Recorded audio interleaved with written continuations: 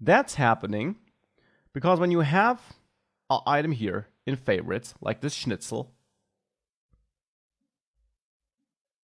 and you then go into the detail page, and you now uncheck this as a favorite.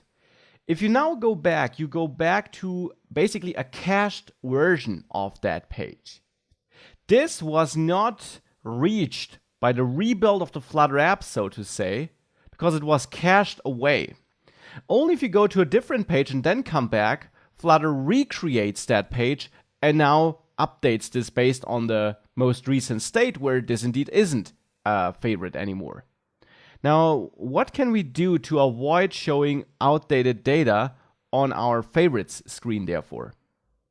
For the moment, this is the way it is, and there's no super simple or clean way of solving this. However, it will be super clean and easy to solve once we have learned more about state management, which will generally help us with managing global data like we're managing it here in our main Dart file.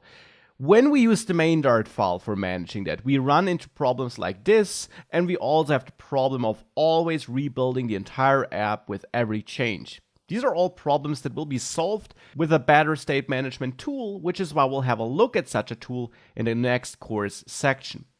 Dirty fixes, which you could apply right now, would, for example, be that you turn your favorites screen into a stateful widget. You handle the pushing of a meal item here in that favorites screen widget instead of the meal item widget. So you would have to have a function here and pass a handle to that function to meal item.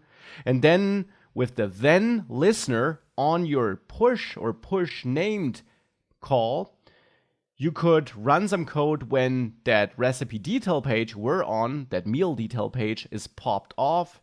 And in that code you then run, since this would be a stateful widget here, you could call setState with no content in it to force an update of this screen. But this would be a really dirty workaround, which is why I won't cover it here. Instead, we'll learn about a way cleaner approach in the next section. This section here, however, now is done, and you learned a lot about navigation, passing data back and forth, and, as a side note, about building a beautiful application.